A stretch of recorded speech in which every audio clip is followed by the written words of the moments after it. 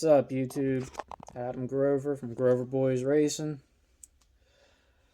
Back at you again. And my last video, I think I put out, one of them was disassembling the heads to have them milled. And there they are. Nice mill job on them. They were flat milled, angle milled, all types of milled. But he went over them a couple times. He said, try to get me the smallest chamber that he could. He didn't have the valves to measure them. So I'll have to put the valves in them, measure them. But for now, these are getting some work done to them. As you can see, my dad's been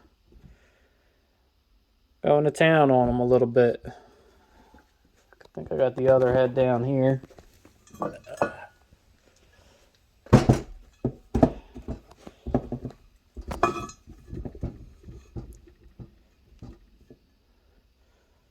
You can see pretty big difference between the two. And he's probably nowhere close to done. I mean, these are probably maybe 60% finished if I had to guess, just by looking in there. But who knows with him. Might be a lot more left that I don't know about. Or we might just have to clean them up. But even that's, I'm pretty content with that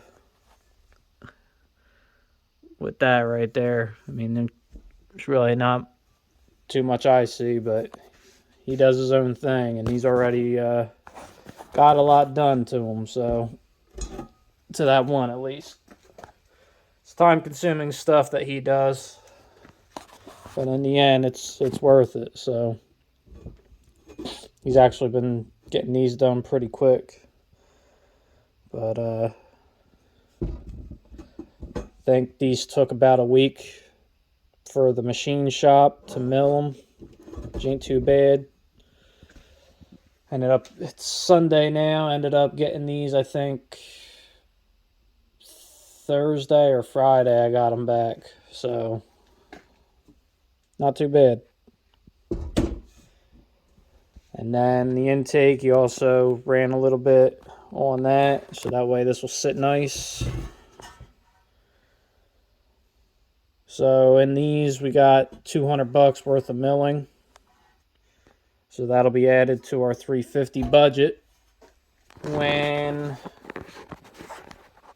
we do this motor. Now, like I said, the $350 budget build, it's just the engine. We're not counting what's done to the car, transmission, none of that. I'm going to show what little things do, like putting gear in something. But as far as the engine itself goes, the budget build is just for the engine, because the car is one of my dream cars, and it's an expensive car to build the way I want it done. I could probably slap the thing together for cheap, and it'd be kind of junky and whatever, but that's not how I want the car.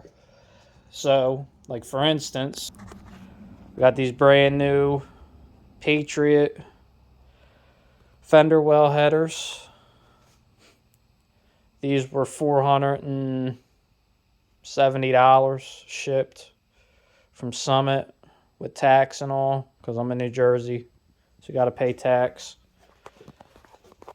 These headers will not be part of the budget 350 build, because the car already has headers on it, and you could buy a used set of long tubes offline, cheap, and these aren't going to really make any more power than what's already on the car. This is just for the nostalgic look that I want. It has nothing to do with horsepower. So I might even throw these on after I make a pass with the long tubes and see if they make any difference at all. But honestly, the way the engine is right now, I don't think these are going to make a difference at all. It might even actually hurt it. Some of you might ask why I think that.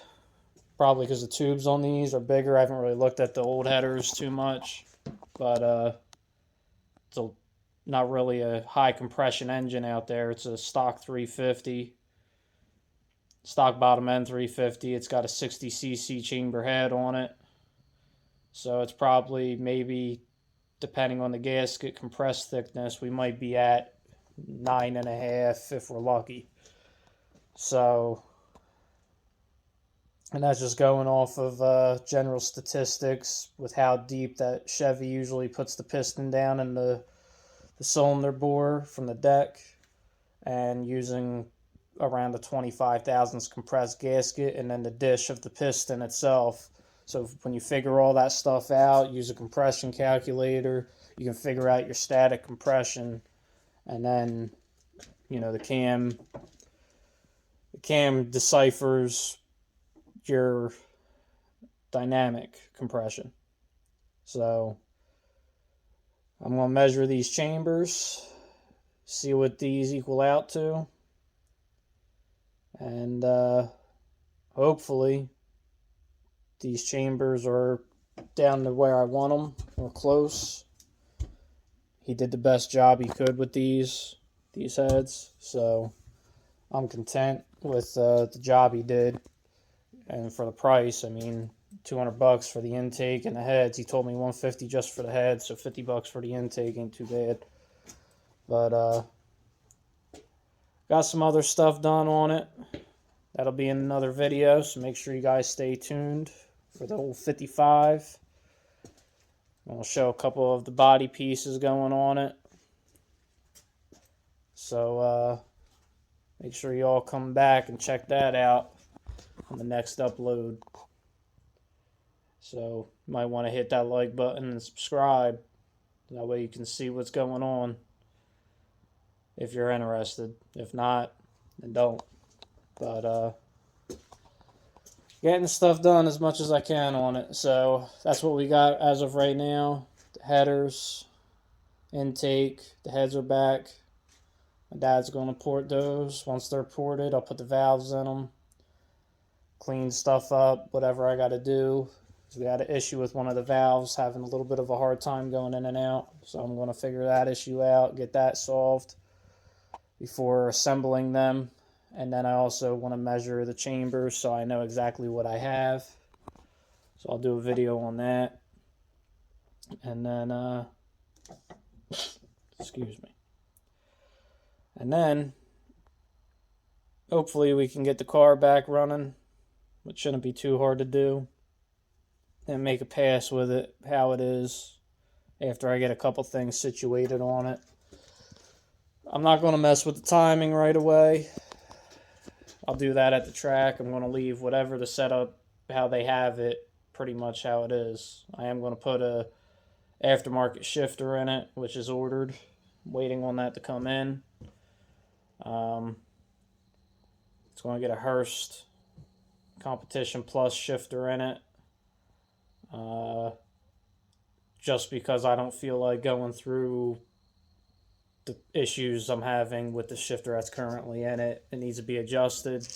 It's very sloppy. It's a stock shifter from what I can see. And I just rather put a good shifter in it. It's going to get one. Might as well as put it in now. That way I don't have no excuses when I go down to the track. If I miss a gear, then it's most likely me. So I will put the shifter in it. I'm going to make sure the carburetor opens up all the way, and then the rest of it is going to be what it is. And make a pass, see what it goes. Then I'll put some timing in it, show the difference with that. Maybe do the headers, and then I'd like to maybe do an electric fan so we can see the difference between the mechanical fan that's on it to an electric fan on something slow like this, because I don't think it's going to be very fast. It should make a slight difference. On something that has some power, you're not going to see the gain as much, but with something like this, it should pick up at least, I would say, at least 1/10 or 2. So Comment down below what you think this thing is going to run when we do take it down. Stock bottom end 350. Power pack head, 60cc chambers. 1.7 intake valve, I think they are. 1.78, something like that. Small valves. It's got a cam in it that, who knows, probably like a car show cam. Something that sounds good, but probably doesn't really work too well. And Edelbrock, forget what intake it is. It's a small performer one. It's actually a pretty decent dual plane intake. So, and then a 600 carburetor with long tubes. So let me know what you think it's going to go. 273 gears with a Muncie M20 trans. That's pretty much it. I mean, it's junk right now. So I know what I think it's going to go. Let's see what you guys think it's going to go. And then when it goes down the track, we'll see what it does. With that being said, you guys have a good one. I'll catch you in the next video.